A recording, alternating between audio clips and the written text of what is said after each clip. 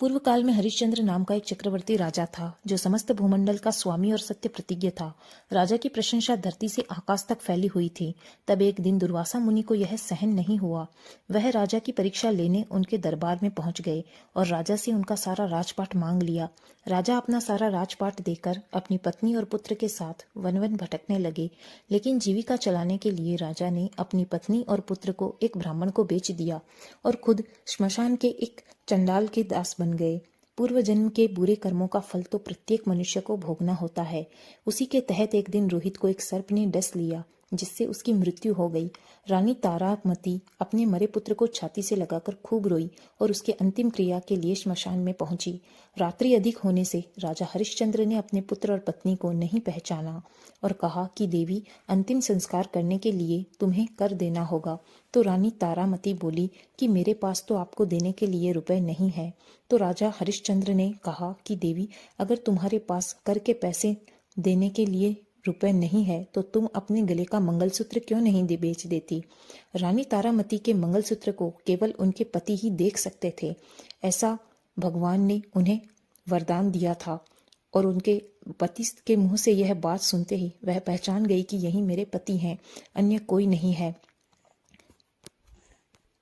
रानी ने कहा, हे स्वामी, क्या हमारे इतने बुरे दिन आ गए हैं कि आज हमारा पुत्र रोहित जो सर्पदंश से मर गया है, आज उसके अंतिम क्रिया के लिए भी आप मुझसे पैसे लेंगे।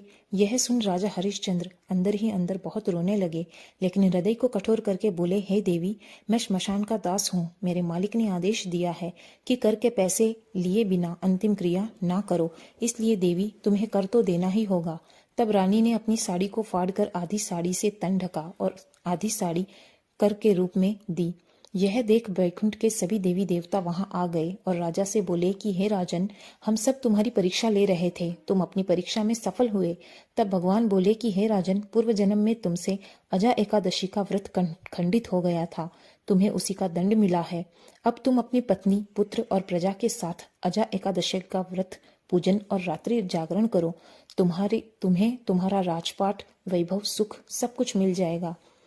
फिर भगवान ने रोहित के ऊपर अमृत छिड़का तो वह जीवित हो गया। सभी देवी देवताओं ने उनके ऊपर फूलों की बरसात करी और अपने लोक को चले गए।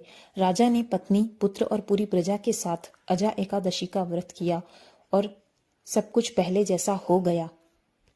एकादशी का व्रत करने से उन्हें वैकुंठ धाम की प्राप्ति हुई। दोस्तों, विष्णु भगवान की ये कहानी आपको कैसी लगी ज़रूर बताएं। चैनल को सब्सक्राइब करें, वीडियो को लाइक और शेयर करें। Thank you friends.